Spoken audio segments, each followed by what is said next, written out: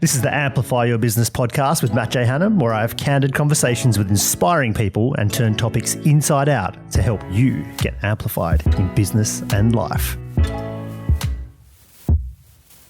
Welcome to the show, everybody, and more importantly, welcome to the show a serial guest of mine, Paul Ramondo. What's up, Matt? How you doing? I just said serial, and Siri started talking to me. Siri, just calm down. I said, I'll never say serial again. I promise.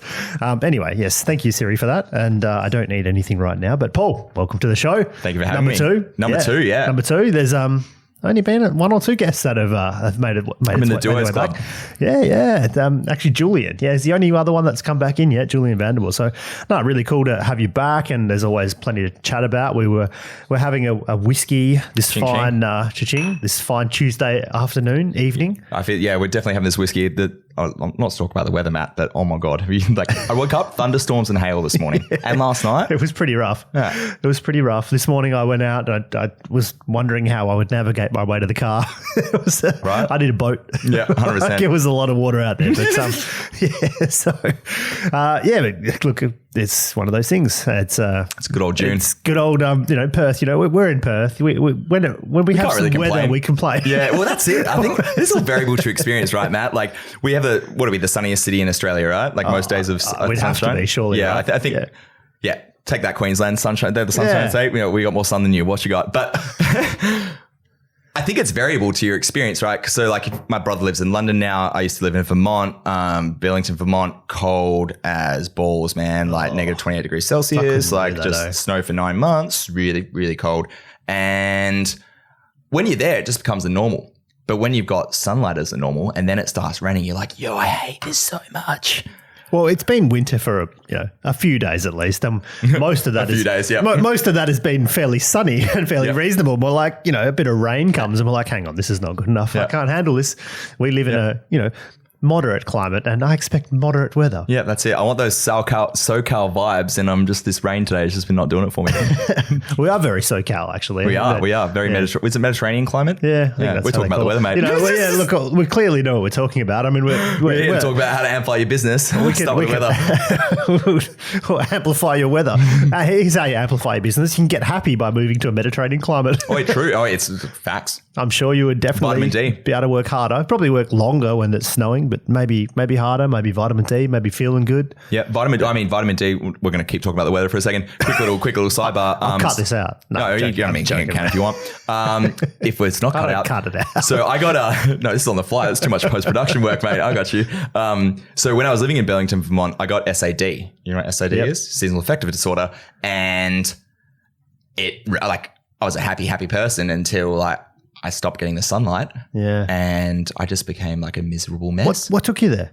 I was there for college. Okay. I did a year abroad at the University of Vermont. You got SAD within that 1 year of being... Within 2 months. Within 2 months. And did you get there did you land there in winter? Got there in summer. Summer. I got there in 2 months I should clarify. I got there SAD in 2 months of it being winter. Yeah, right. Where my life literally was wake up, go to be in the cold snow, covered up 3 layers, get into the lecture, take off 3 layers of clothes, lecture 50 minutes, to go back outside, snowing, miserable, sunlight would get up at 8 o'clock, sunset 4 p.m. and then just no sunlight. And I wasn't exercising or anything. And that's kind of, we won't get into this because we'll be here talking about this for hours. It's a great story though. That's kind of how I fell in love with fitness because it was the antidote, that and vitamin D supplements were the antidote to my seasonal affective disorder. Right.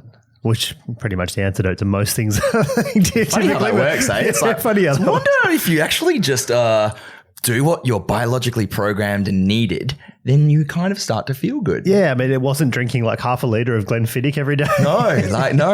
I was drinking Bud Light back in college, mate. Let me tell you. But I wasn't drinking because I was underage. Oh yeah, of course. And you weren't 35 as you need to be over there. Yes, I wasn't. I was old enough to. I was old enough to party.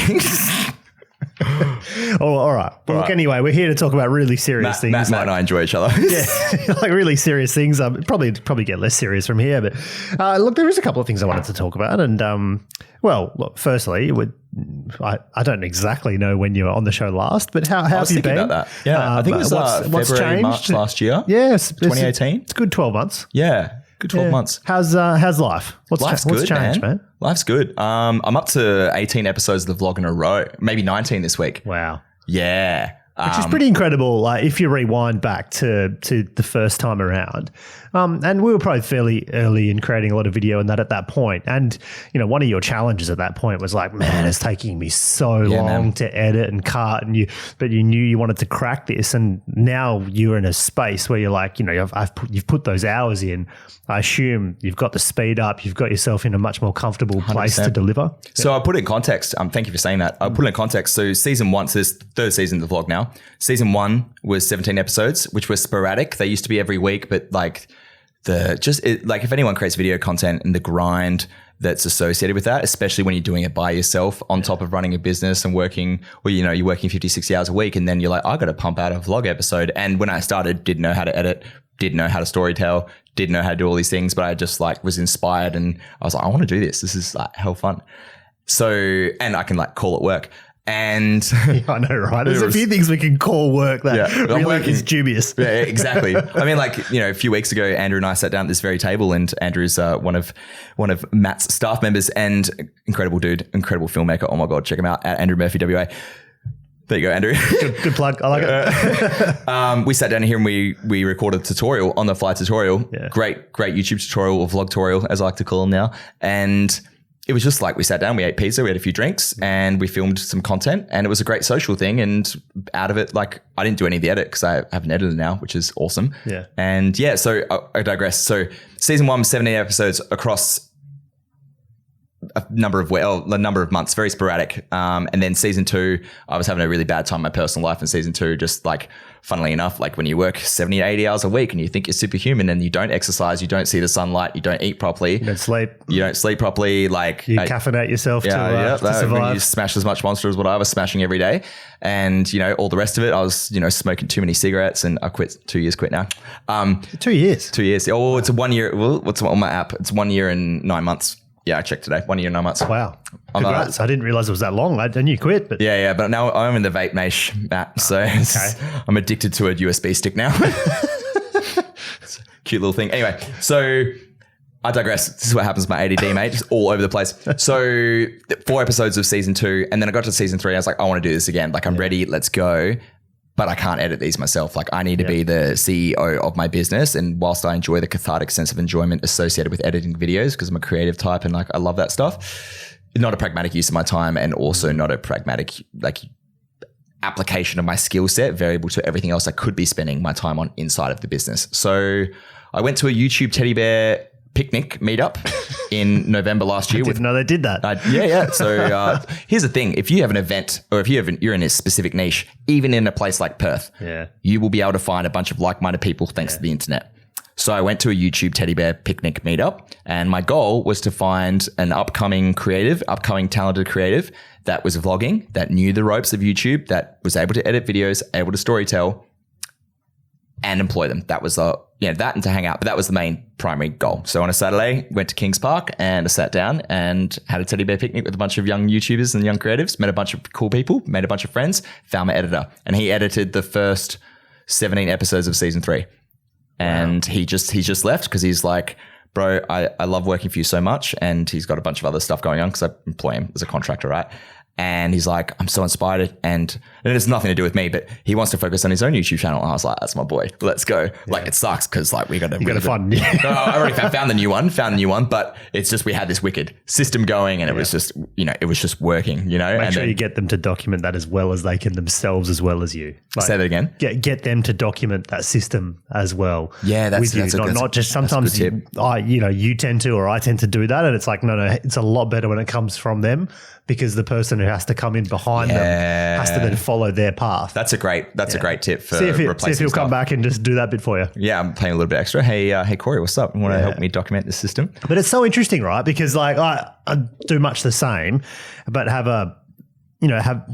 taken the opposite approach the whole way. Like there's parts of me that would love to have dug in at night and done, the extra work and editing and things like that. And I've always just gone, no, I've pay for it, get someone else to do it first. And look, I've had the ability that I've had enough infrastructure around me to do that, but it doesn't mean it's, necessarily cheap, or there's always an opportunity cost. Yes, 100%. If I've got someone doing it. And look, I'm at a bit of a phase at the moment where we've got a lot of videos banked back and not a lot's been going out. We've got a lot of stuff there, and there's a few, you always go through ups and downs. And so right now I'm not in a consistent patch, but there's parts of me that really want to spend more time on the creative and in those areas and to be part of it. But sometimes you're right, there's just that challenge of it's a life challenge. I've got a young family, but also there's the challenge of being in the business. And if you're not putting that focus and attention on the front, it's a challenge, and will you be able to keep your vlog or your podcast and things going on?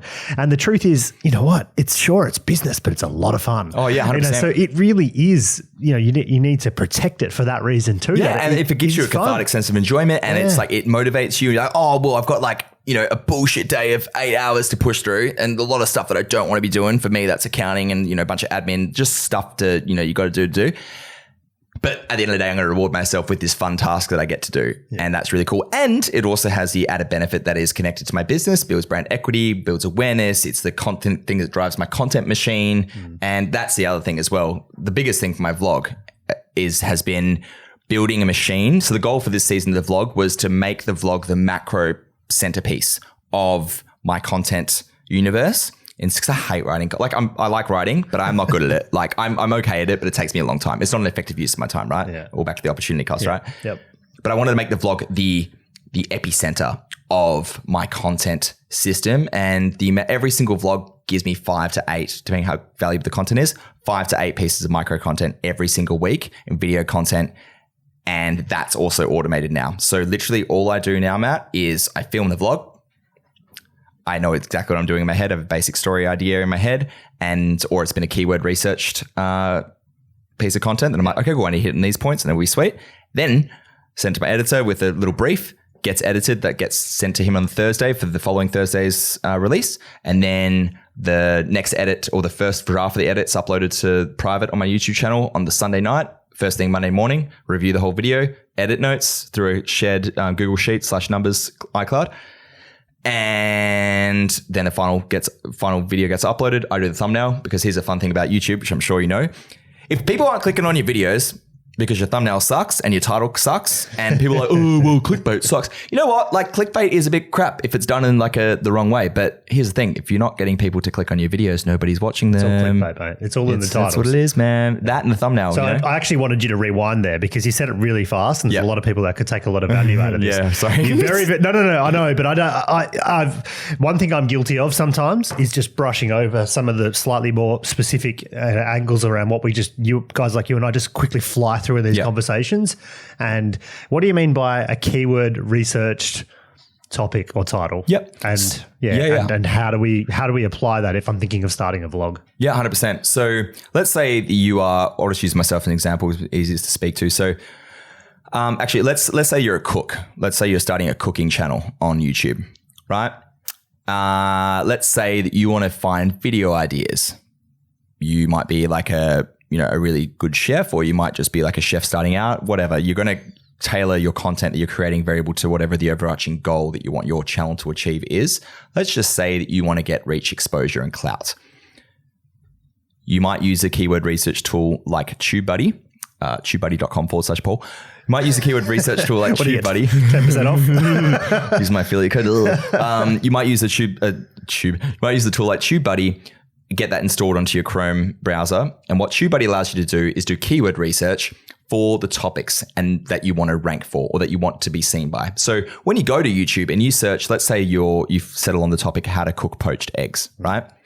Let's say you go onto YouTube and you type in how to cook poached eggs. And let's say that there is, 70 million results for that keyword, but it also has, 50 to 70,000 searches per month, right? Because everyone wants to learn how to cook poached eggs.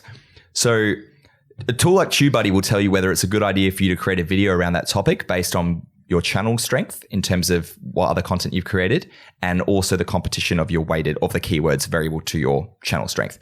So it can actually save you a lot of time, and also prime your videos for the most organic reach in terms of search volume, because YouTube's the second largest search engine on the internet, second to Google. So obviously you want to be creating content if your goal is exposure and awareness, creating content around the keywords, how to cook poached eggs, that you want to rank for. But you only want to be creating content around those keywords if it's going to be actually worth ranking for in terms of, are you going to get in the top 5 search results? Because if you're not, if you're on like the 4th, 5th, 6th, 7th page of YouTube, and the same thing with Google and SEO, you're not going to get seen unless you already have a big audience. And the thing is, it's that, so you have to be authentic, right? Because if you're trying to like hack someone on, oh, wow, there's a lot of searches for poached eggs. Let me just like put a thumbnail and put that title in there and then put some other crap content in there. That's different. Oh, 100%. But it's yeah, sure, it's clickbait, but it's just been proven. There's certain words, there's certain ways that you phrase things, and people will just click on it. And if your video is literally about how to cook poached eggs and you are a chef, then win. Funnily enough, I made an Instagram video, just a complete meme of a thing. I was really jet lagged when I got back from the States a few months ago, or last month.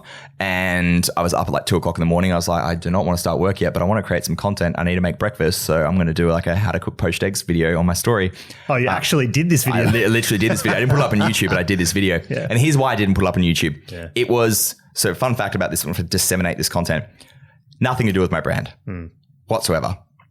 But part of my brand is being authentic and being the interesting character that I am.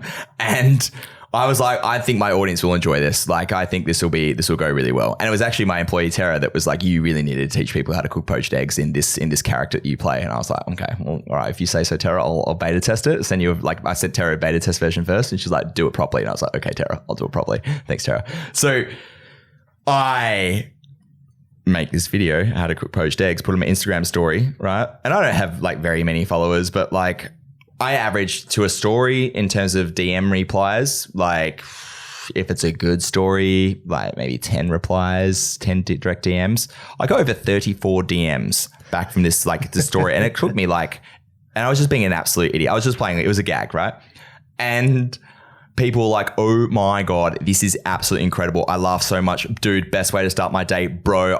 I've never known how to cook poached eggs before. I actually learned something from this and had a good laugh. Mate, you are a funny, like just, and I'm like, oh, this is awesome. Like, this is so sick. Had nothing to do with my business, but what did I do? I made people. Well, also, it's unique. And then, like, so the people that are used to, seeing you all the time and might engage here and there, they're still your followers. They just don't engage in everything, but they see you do something different, and they're the ones that'll often jump out. 100%. But, it's still authentic enough, but it's not necessarily the thing that's going to drive you forward, which is fine, because that's not who you were there to satisfy by putting that video out, right? You were sharing it with the people that are sort of, I guess, your truer, closer fans. 100%. And you're throwing something different out there. Yeah, 100%. That, and also like, I truly believe that people don't trust brands, people trust people, right? And I feel like if you can personify, humanize, and tell your true authentic self, and like my online brand it's an extension of who I am. Yeah. It's me. Yeah. It's me with the volume of my personality turned up a lot compared to what I'm like in my personal life. Like fans meet me in real life at conferences like, oh wow, you're actually like real chill in normal life. I'm like, yeah, like hang on, you're more like an introvert. You look like a massive extrovert. I was like, extrovert. Today's a good day for words. We've talked about this earlier. Matt and I struggling today. So people meet me in real life and they're like, yo, you're actually real chill. And like, like I'm not full high. I am high energy, but like all the time. Anyway, I digress. I truly believe if you want to build a genuine, authentic connection with your audience, then you've got to not only display the utility and the value in the content that you're sharing related to your industry, whatever that may be, whether it's being a cook and teaching people how to cook poached eggs, or whether it's being a digital marketer and teaching people how to generate high quality leads and sales. You need to bridge that gap and build that touch point. Like, how do I humanize and teach people and show people who I really am? Because people don't trust brands, people trust people. And when you can build like a real human connection with your audience, that's really special. It is, man. Look, and there's a lot in that. Look, I just want to, so for people listening, that it just makes there's a lot of sense in that. So it's just one of those things you've got to think about why you're creating something, because I guess the point there is there's a lot of effort, and to be honest, I'd like to quiz you about that. I mean, to make the blog the centerpiece of your content machine, like mine is the podcast. Now, for me, that is a lot easier in execution to make it the cornerstone of my content machine, because this is it. to sit here and have a chat with you. It's about a 3-4 hour exercise, yeah? Yeah, or other people. Well, not even.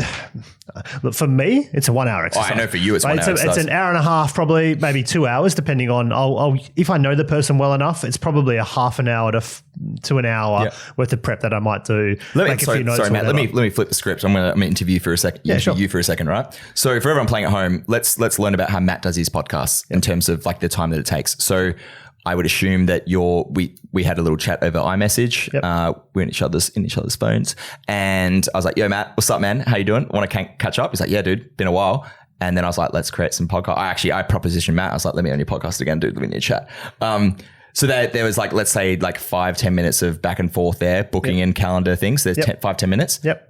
And then what happened next? Well, I didn't run you through. I've got a process which is just a little bit broken, which I'm not using at the moment, but I actually go to an automated process where my team will spit out a few certain emails, let you know what's coming up. We didn't do it for a couple of reasons. One being that you've already been on the show anyway, and you're used to it. But normally we would send out, it's going to look like this. He might ask you questions like this. Cool. This is where you need to be. This is what you should expect. We sort of organize a few of those things in advance. But that happens. And basically for me then, it's just in my calendar. So my team find out from there, and then basically they will organize the room. All I have to do ahead of time in this type of podcast is to basically just have a few questions or things worked out if I need to. We've got a couple of standard templates that I run, and I will literally just print one out, do a little bit of research, like work out whatever I need to do. In your case, like I know you pretty well. So I was just like, yeah, what's he been up to? Flick around a few things, just sit down and consider some stuff that I might want to talk to you about. That's easy. Someone that I don't... sub 45 minutes at this point? Yeah, sub 45 minutes for me. For someone else that I don't know that I really want to get into, I might put a bit more time. Like if they've written a book or done something else or whatever, I'll dig through their videos on YouTube or whatever that looks like. But at the moment, I'm sub 45 minutes. I then roll in. The room gets set up for me. I greet you, chat. We talk for maybe an hour tops. It's sort of like maybe another hour and a half worth of time in the podcast because I don't usually race through them in this event. I also do what I call the inside out episodes, which are 20 minutes, which come out every week, and I batch them. So I'll do like 3 or 4 at a time. And that gets, for me, again, I get handed 5 or 7 scripts that are already drafted. I look at it, go, yes, no. And your team's preparing the scripts. Tim's already preparing this work. Yeah. I work out whether I like it or not. I'll restructure. I'll do some work, but we've already had some thought around keyword topic. That's already been done beforehand. We'll do that together, but then it will come and I'll have a bunch of scripts and I'll go, okay, that one works. I want to talk about this. I'll go do some extra research. They probably take another 45 minutes worth of research. So both times around, I'm at less than an hour probably by now, even though there's some planning and stuff that's happened beforehand, less than an hour. I'll then spend an hour and a half recording. So yeah, we're about 2, maybe max 2.5 hours. And this is for one episode. And I guess that's still a lot of time, right? But then I don't have to do anything until it rolls back around. Yeah. So, and what does that mean when it rolls back around? So that means that I walk out of the room, I just press stop on the record button. That means someone will get... they'll get the memory card. They'll take it out. They'll download it. It then gets edited, gets cut up, like adds intros, add outros, everything else is done for me. Now we don't cut everything right up for our podcast. Like we don't cut out like if someone swears or anything, we leave everything in fairly raw. I'm definitely guilty too. But we leave it all in, right? And that's what I choose to do. They're authentic. That's how it is. But whilst we're recording, there's right now there's a couple of cameras on us. Sometimes there's 3 or 4. Sometimes there's 1. Sometimes there's none. But right now there's a couple of cameras. It gets chopped into. Now at the moment we're crafting them from a video. So we'll actually build it in the video format and build this and then cut it back down into audio. So all that editing is probably 1 to 2 hours worth of work if it all works quickly. I actually have a great team. I don't ever have to get involved at all. It's done for me. When it comes back everyone playing at home, I literally just walked in today. We sat down. Matt literally just pressed record. And then as Matt was about to press record, Steph, one of Matt's employees, pops out of nowhere and opens the door, presses the record button, fucking bang. And I was like, this is incredible. It's not bad, right? And I know I'm heading into a monologue, but really I'm very blessed. It makes life very easy for me. So literally, by the time it lands back to me. When it's come back around? It comes back to me at about usually a couple of days before it needs to go live. So it'll come back to me. We use Asana as our sort of primary project management tool. It comes back to me in a format where I have a series of docs, a lot of information that gets put to me for review. In those documents, I have the audio files and I can listen to it myself if I have time. Often I don't even listen to it before it goes live. I mean, you had the conversation, so you know what was talked about. I do, but a lot of times I trust my team. Yeah. They get it done. It comes back with a full suite of social postings, some video cut-ups. Everything comes back to me. I just have to read over it. So when it comes back around, you've got the full episode plus the micro content to promote the episode and also share in like your social, whether it's through Team Visible, whether it's through Matt J. Hanham with the J. And you basically just go through tick, tick, tick, tick, tick, yes, yes, yes, no, yes, edit, change this, and then you're done. And it goes live. There you go. That's it. That is how you produce the content and distribute it, fam. If you've got some support. If you've got some support, yes. If you've got some support. But yeah, look, I do. And look, so they probably spend, we're probably quicker now, and we're definitely quicker than what like a lot of people would be if you're starting out to do it. But like I'll get a handful of social posts done. I'll have maybe 1 or 2 videos cut up, and by the time they come back to me, they're in formats for Instagram stories. They're formats for everything. So it's all optimized and done. And they're looking schmicker, if I must say. I appreciate that. I will pass that on to the team. They're looking. And that's it. And I literally can review it in 5 minutes if I want to, or I can listen to the whole thing and push it through. And like you said, you trust workload 100%, and you trust your team. So it's kind of like, and this is where I've gotten as well. Like when you trust your team, you're like, well, they're responsible for it, and I trust them, and I'm live. Let's go. Yeah. Like I had that conversation. I kind of know what's like happening in there. There was no red flags in my mind as we were going through. So like, not a pragmatic use of my time to really worry about anymore. Near enough's good enough. Let's go. That's it. And that's what you do. And the thing is, if you get that done right, you realize, look, my hourly rate is absolutely going to be higher if I'm doing the more important things in the business, like selling or like something else, or even like creating more of this content, than whoever I pay. Right. Yep. Now, it doesn't mean it's an open checkbook to spend money. You need to understand what you're doing. Why does it make sense? But I'm at a point where I'm like, look, this is my process. I literally came in.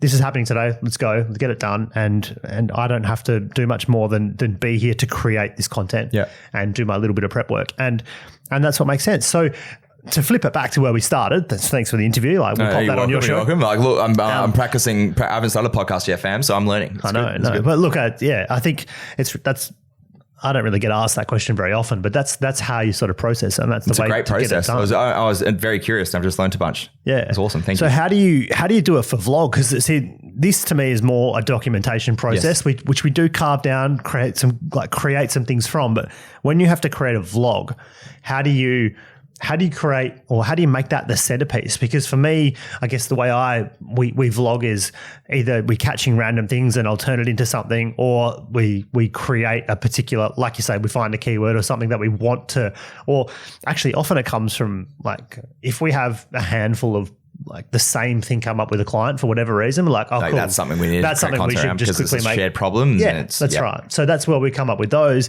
We usually create a few minute video out of it. I don't then extract much from my vlogs necessarily, maybe a couple little cut ups, whereas the 40-minute podcast or the hour podcast I do. How do you extract that out of a vlog? That's a great question. I'll preface everything I'm about to say with this. I'm in an interesting space with my vlog content because I have mum and I never got into drama in high school, and mum. I like where this is going. Yeah. And so mum always says this to me. I love my parents. Oh my God. Mum always says this to me. She's like, Paul, I really wish you could have done like high school drama, TEE in year 10, 11, 12, because you just would have been so good. And I honestly think that I may have gone down a different path had I had the opportunity to do that, as opposed to going down the accounting economics path that I did. And if you want to learn more about like my career path, we can listen to the first episode I appear on the Amplify Your Business podcast with Matt J. Hanham. So, link down below. Link in the description. So mum's like, oh, you would have been like, my mum doesn't talk like that, but some mum, how you doing? So, and I believe that. And so I preface what I'm about to say with, I want to get a silver play button on YouTube, and that's just an interesting. It's a cathartic goal of mine that I'm really excited to achieve one day.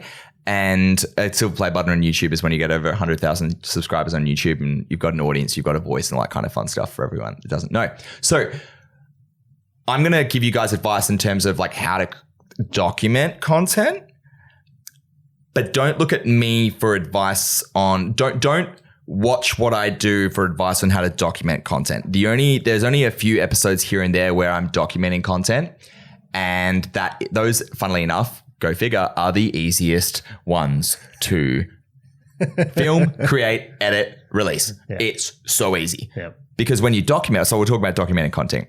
When you document content, the easiest vlogs that I ever do are usually filmed around me speaking at a conference where I'm speaking on stage about whatever it is that I'm speaking about, how to generate highly qualified leads and sales with Facebook ads, how to vlog for business, like those kind of things. It's really easy. I do an intro, very formulaic intro. G'day internet, what's Dolce? My name is Ramondo. Welcome to today's episode of blog, blah, blah, blah, blah. We're doing this, and then cut scene, me walking on stage with an intro, then I walk on stage, and then like here's some like fun highlights from my speech. Sweet.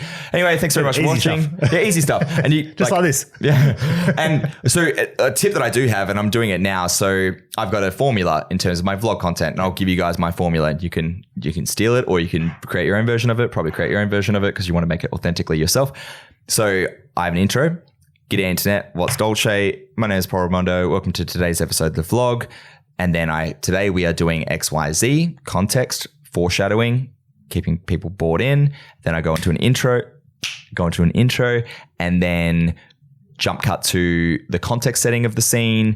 For example, literally just filmed a context setting for this vlog that I'm filming literally right now. So today's vlog, Matt, is very easy for me because I've already done my intro, literally got out of the car. As I was getting out of the car, getting my backpack from the car, yep. I'm like, thank you very much, future Paul, which is a flashback to me when I'm narrating, getting back into this, giving context to what I'm doing right now. Had a little hello. Matt did a little soundbite. The vlog got to get to know Matt. I'll probably do a flashback to Matt and I talking together in the past. We'll probably maybe pull something from the Get Amplified event. And if you're not going to get amplified this year, it's a great event. Spoke at it last year. Can confirm. You'll learn a lot. Little plug for you, Matt. Got you. So I digress. I'm going on tangents. Here we go. I'm basically, Matt is not paying me anything for I'm playing at home. So I will then I film the episode and I'm documenting, right? So this is really easy vlog that I'm literally filming right now as I speak, and I'll probably just cut this bit up that I'm literally talking about right now. I'm pointing the camera. So I will cut this up in terms of finding the most valuable piece of content from this episode, and then I'll pop that in there. And because this is a documenting talking head piece, literally with just it's just a podcast episode yep. with video format, it's really easy. So there's like 7 minutes of content. I'm over that 10 minutes because I monetize my YouTube channel. So if you want to get the most revenue out of your YouTube channel, you have to have over 1,000 subscribers and you have to have X amount of watch time. I can't remember the exact amount. And then you can start generating revenue from your YouTube channel. Trust me, it's not enough to make a living off when you have 3,000 to 4,000 subscribers. I do other things. To pay for the vlog. It's literally not enough. Literally my Google AdSense revenue every month, my affiliate revenue every month, is not enough revenue to pay for one of my edits. Anyway, I digress. So yet, exactly. That's exactly. I love that. That's my boy. So that's a really easy. That is literally like my formula for documenting content. Yep. Can I rewind? Yes, please. For anyone that didn't catch that, I went pretty fast. No. This is the difference now as well. That it's not easy. And the reason why, the biggest one that I'll just pluck out right there, why it's not easy is because you actually have to be well planned to document.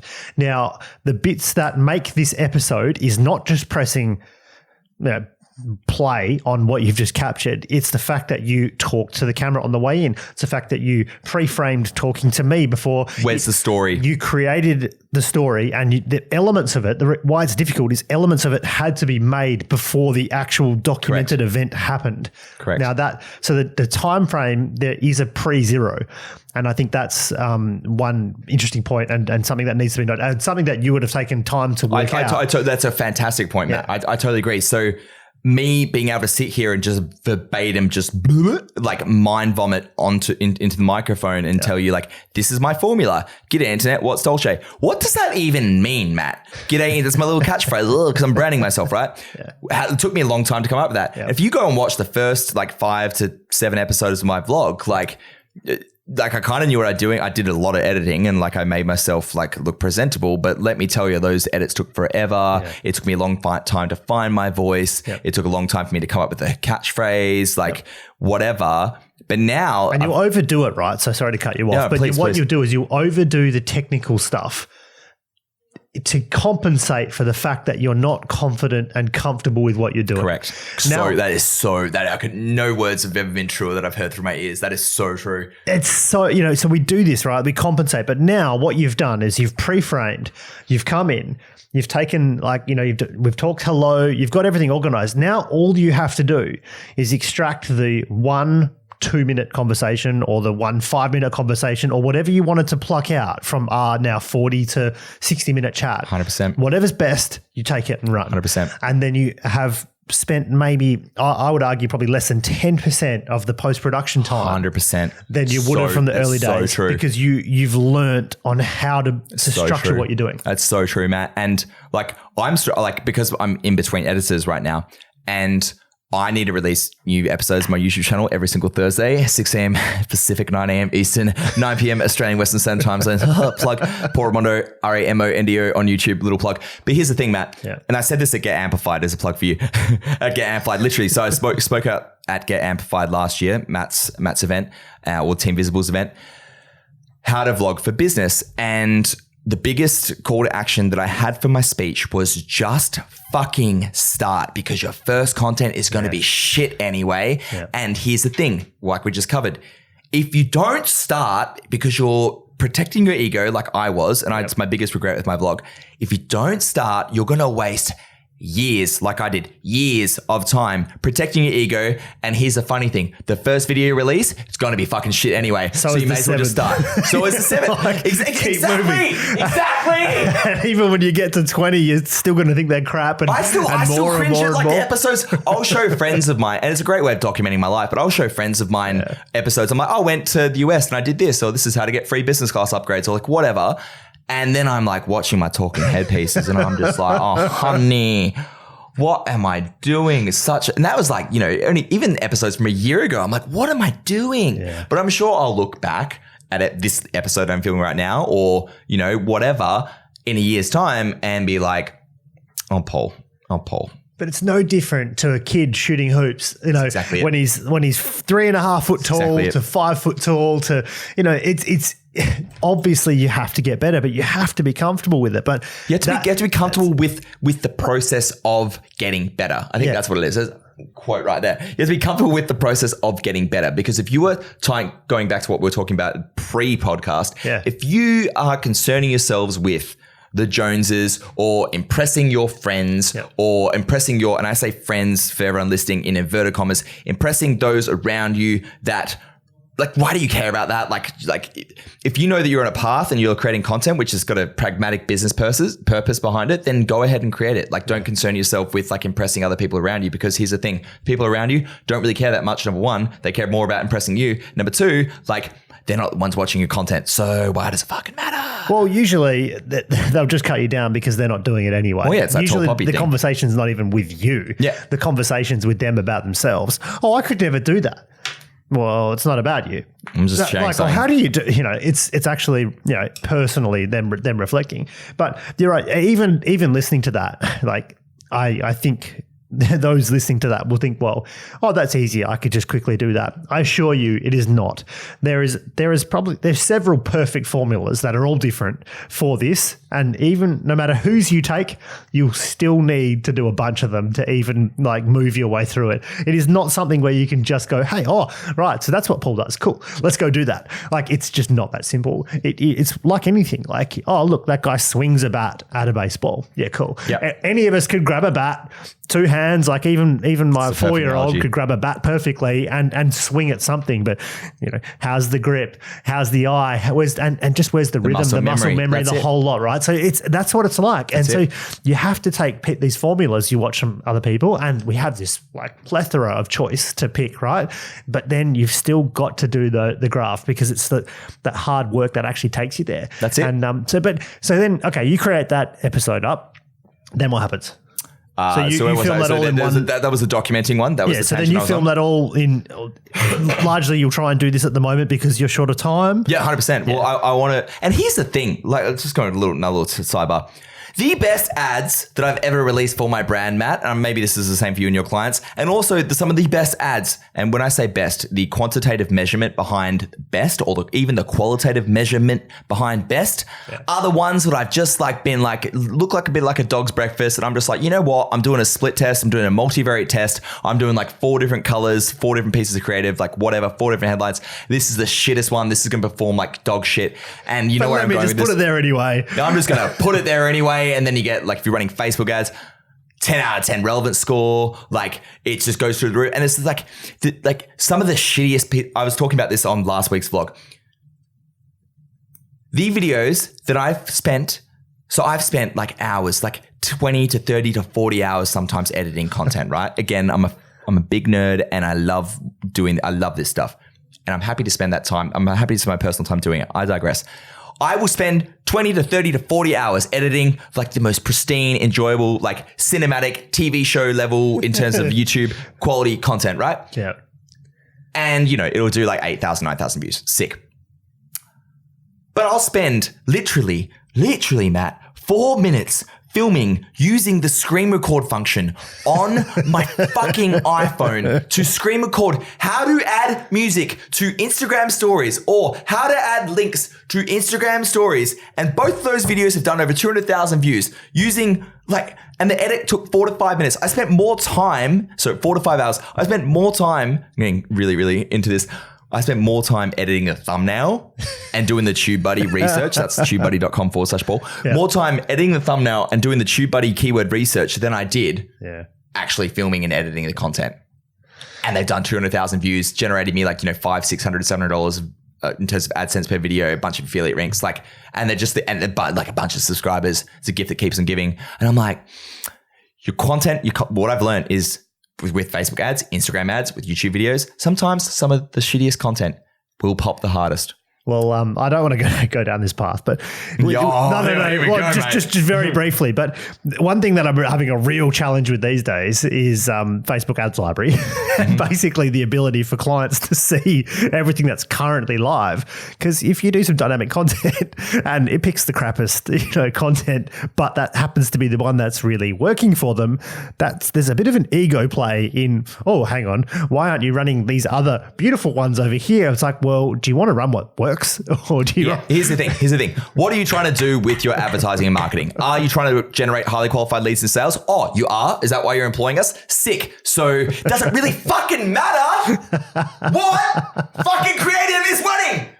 Like, do you want to generate $10,000 worth of sales? So I'm fired up. Matt made it, ladies and gentlemen. I'll let you do it. Do you want to generate $10,000 worth of sales every month? Or do you want to generate $5,000 worth of sales every month? What are you running a business for? To please and appease those around you, or to generate highly qualified leads and sales for your business so you can pursue your passions and your goals and everything that is important to you in your life so you can live a life of meaning and passion and purpose? Or are you just trying to make old mate Bob next door, or old mate Joe next door, or old mate Sally, whoever, oh yeah, you did a good job, sick. Do you know what I mean, Matt? I raised it. Look, the correct answer is both, and whichever one they feel like at the time. 100%. It's your business. So, if you want it to be an extension of your ego and do an ego play or whatever it is that your insecurities, what it could be, whatever. I'm kind of jumbling over my words. Correct me if I'm wrong, Matt. If you're running ads online, let's say that we're not in digital, right? Little thought experiment. Print. We're in print. Let's say we're in print, right? Now, print's not the best example because you can't run split tests, let's say you had a bunch of headlines that you're running in print back in the 60s in the Mad Men golden era of advertising and marketing, right? So like which headline, like if you don't have the option to put a headline out that has your name in it or put creative out that has your face in it, like which one, like, but you have the option to put out headline or creative that like is going to convert really well. Like, you know what I mean? Like, is it like, which one are you going to do? Are you going to go with the advice of like the agency that you're employing in the 1960s to like generate the most highly qualified leads and sales for your business in the print ad medium and, you know, Times or whatever? Or are you going to like do an ego play and be like, you know what, my face isn't in that. It's not going to generate me any sales, but it's going to make me look big. You know, I want to flex on my friends. I actually don't think it's not about them flexing on their friends. I actually think it's more the reverse context. I think they're concerned about what they might say, like that their friends might talk down to them or tease them if they weren't doing something a certain way, or how they feel that everyone else is. Yeah, no, 100%. Why aren't you guys doing it that way? Like, I don't think it's them big noting themselves. Also, the reverse flex. I think it's the reverse of it. I think it's like hang on, what if my neighbor says to me, or not? It's not what if. It's my neighbor said to me that blah, blah, blah down the road is doing it this way. And why aren't you doing it like that? I mean, that neighbor has no experience, no context, no anything, but they just don't like hearing any feedback at all. Or putting anything out there that might look different from what anyone else is doing, because they might get that kind of feedback or something come back through. And so, for example, then I go to look at the like our ads library is looking a bit light right now because like we've had to, all the budget's been shifted to a couple of pieces of content. Great, they're working, but they don't necessarily reflect everything that they think they should be showing the marketplace right now. But it's like, well, hang on, which bit do you want? Like, and it's a real fight between the two, I think, for a lot of clients themselves. And you're your own client right now, because we're talking about your vlog. You're creating the content and you're saying, I prefer the ego play. I want my nice videos that I put all my effort in to get up there. And agreed. I'm not hammering you for that. Yeah. But that's what we want. So even we want it, right? Oh, 100%. Like even we want that. But then you've got to be realistic. What's working and what are you actually trying to achieve, right? 100%. No, you're totally right. And you articulated that in a lot better. That was the point that I was trying to make. And like I retract what I said, because like the reverse flex is what I was basically going for. It's protecting your own insecurities, and like the reverse flex in terms of like, okay, I don't want to be judged for this content they're putting out there. And you know, some people that like, but again, it's concerning yourself with the opinions of what other people think about the content that you're creating. And if that's detracting from the overarching goal, which is, well, in most cases, generating those high quality leads and sales, then it's counterintuitive and it's counterproductive to what you're trying to achieve. So I don't think we actually ever quite got there. We didn't. This is what happens when you get me on your podcast, Matt. We'll run out of batteries in this Zoom H6 before this all happens. For everyone playing at home, that's what he uses to record his podcast. I do. And definitely check it out. It's an amazing piece of equipment if you want to start one yourself. Or you can check out a little podcasting mini course that we've got set up. Just start looking for it. You'll find it. What link, Matt? No, they'll find it. They'll find it. Yeah, don't worry. If they see this, it'll hit them in the face. Okay. You'll get sprung with an ad. Don't worry. Pixel, bitch. Yeah. Don't tell them. So how do we? Just remove the fourth wall there, ladies and gentlemen. So how do we get there? We get to Monday morning or 9 p.m. or 7 a.m. or wherever. Oh wow, we're still going back on this one. There we go. We get this vlog out. Yeah. How do you then create? How do you then make it the centerpiece of your sort of content machine? Yeah, great question. And what do you break off it, and how does that work? So vlog goes out. So the vlog's been edited on the Sunday. The first draft's up on the Sunday night. I review the first draft on the Monday morning. Then the final draft is up on like Tuesday, Wednesday. Then thumbnail and the YouTube SEO, YouTube search engine optimization is done. I've got the thumbnail done. The scheduled 9 p.m. Australian Western Standard Time Zone. The Thursday goes out. Then on either the Friday or the following Monday or Tuesday, my staff member, or if the video has been done by Tuesday, Wednesday, Tara, one of my staff members, she will go through and I'll ping her in my project management system, vlog promo, a task ready to go live, get on it. So she'll go in, log into the private link before it goes live, watch the whole video, timestamp out, put it into a spreadsheet in terms of like this time to, or, 0:35 seconds to, 1 minute and 20 seconds, which is less than 60 seconds. So that's going to be a 1080 by 1350 piece pixels piece of Instagram micro content. She'll title it variable to what we're talking about in the vlog, and then do that, 6-7 times based on that one vlog in that one episode. She'll link it to our server where the vlog is uploaded in high resolution with the .srt files. SRT files are subtitle files. If you want to get your subtitle files, it's a bunch of value, guys. If you want to get your subtitle files done for you for $1 $1 a minute, go to revrev.com, and they will do transcriptions for you for your content, automatically upload them to YouTube, also Facebook and Instagram ready subtitles that you can throw onto your videos when you upload them to the respective platforms. And she'll link my editor in Romania, so different video editor. So I've got an editor in Romania. What up, Sammy? How are we doing? So Sammy will then take the stuff in the sheet, the Google Sheet, and will then create based on our micro content template. We'll then create based on what the title is after I reviewed it and approved it. He'll go through and batch out and create 10 pieces of micro content, then send it back, upload it to my cloud. I review them. Then I send it back to Tara. She uploads them into our scheduling software, and away we ghost. That's it. So you might want to grab that one. There is the whole content hierarchy structure system. That's it. No, I think you might want to go back and grab that one, rewind it, put it at 0.5 and just have a think about what happens in there. But it's all there, right? And let's go super meta right now. Yeah. So I'm looking at my vlog camera. So for everybody playing at home, this is how you create an automated digital marketing content funnel using your vlog as your macro piece of content. Let's get into it. And that's going to be my intro for this week's vlog. I love it. As a side note, seeing as we're talking about lots of tech hacks, have you tried Whipster at all? What is Whipster? Whipster. I think it's .io. You can actually even use it for free, I think, to a certain volume.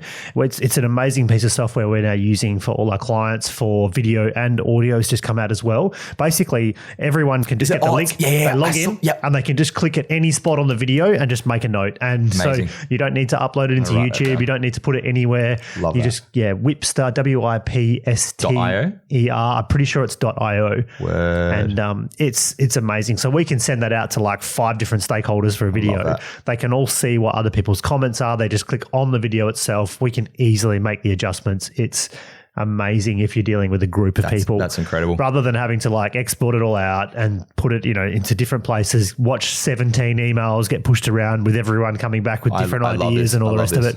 It's all in one place. We even instruct them.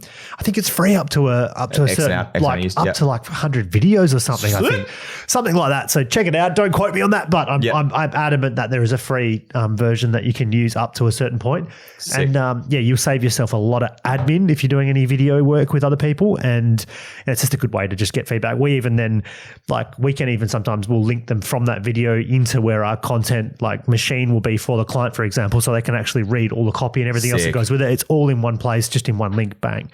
And they can watch it on their phone, anywhere, whatever. That's awesome. So I love that. Another tech hack there. Thank you. I've just learned something, fam. That's awesome. Yeah, awesome. But we could keep talking forever. We'll have to do another episode in the future, mate. I think we're doing well with this. So basically, if you want to wrap that all back, you use your vlog, I use your podcast. It doesn't matter what it doesn't matter what you're using, right? But you have to use one of those things. Exactly. And if it's video, audio, and if you're documenting in the way that I've documented this vlog for today, right? If you're documenting, it's so much easier than creating, which is what I tend to do a lot with my videos. But the whole preface to go full 360, full circle, my overarching goal is to become a YouTuber, right? With this aspect of my business, because that's what I want to do. Yep. My prerogative. Let's go. Now, if my overarching goal, just so happens that overarching goal also allows me to double dip and create content for my digital marketing company right now at scale. Now, if I was just creating content for my digital marketing company, I would not be putting nearly as much effort into these videos as what I do, because that's not the overarching goal. No, because you wouldn't be as excited. You would just be doing something for your business. And that way, and it doesn't mean you care about your business, but that's the way you can find more. So you talked about the example of food and poached eggs. Well, if you're running a kitchen, we'll find a way to make it more exciting and interesting and get people passionate about creating that vlog, if that's what it is. And I have this interesting spin with document and creating. And I think so Gary V obviously came out, big document. Okay, it's actually easier in one sense, but it can be hard too, because it can be boring, right? If you don't do it well. So, but what I think you need to do is start there. Because once you start to build out this bucket of content, well, that's when you can start creating. That's how you discover your formula. Yeah, you need to A, practice, and B, build content. So it doesn't matter how crap, but get to 50 gigs worth of stuff that you've recorded. Just get there.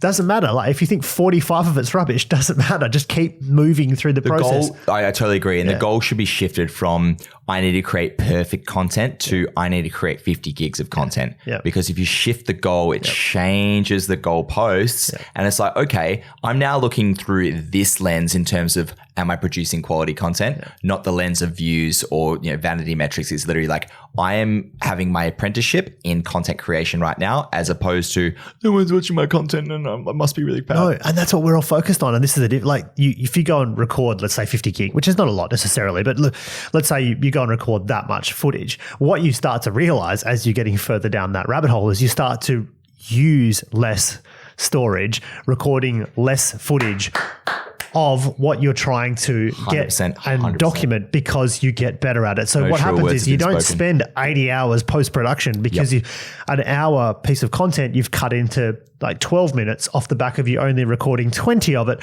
because you start to learn and understand what you should be capturing. And that's where the gold is. But unless you're taking more and more time to actually be taking content, you don't realize how much you're wasting. I totally agree. Right? And I totally agree. And I've got a really good way to, this is your podcast. We're going to help wrap it up. All right, here we go. So wrap this podcast up, full 360, super meta, Matt. This is what we're going to do. So I've done the intro, one take, and I used to do 30 takes, trying to be perfect and trying to find my voice and that kind of thing. One take, intro, done, sick. Yeah. It's one video file. Then entering in the office and talking to you, little ad lib, like talking headpiece from Matt, context, what are we doing today? Talking the podcast. Then we've cut to 10 minutes in the vlog, whatever the highlight reel is. I'm now going to pass Matt my vlog camera.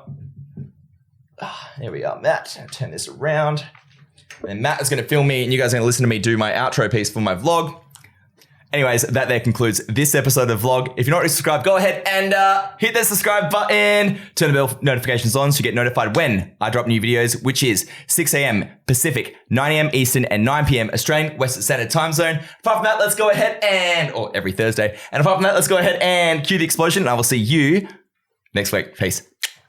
And that vlog for my YouTube channel is now done. I've literally spent, what have I spent? Like all of 2 minutes walking here from my car, the episode that I've sat down to film, and this little outro that I've just done there, complete episode. And within this documentation, this is a documentation vlog, not a creation vlog. Within the documentation of this vlog, I've taught everyone how to create an automated digital marketing content machine, literally by living my life.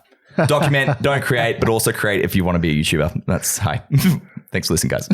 Oh, mate, that's awesome. I don't think anyone's ever actually filmed their vlog with inside we just went meta with inside talking about how to film vlogs. I can't even, my brain, this Matrix level stuff. No, that's really awesome, man. Look, thank you. How else could I finish this off? All I know is, we're run out of whiskey. We're done. We're out of whiskey, but, whiskey on a Tuesday afternoon with another co-creator of some content is good fun.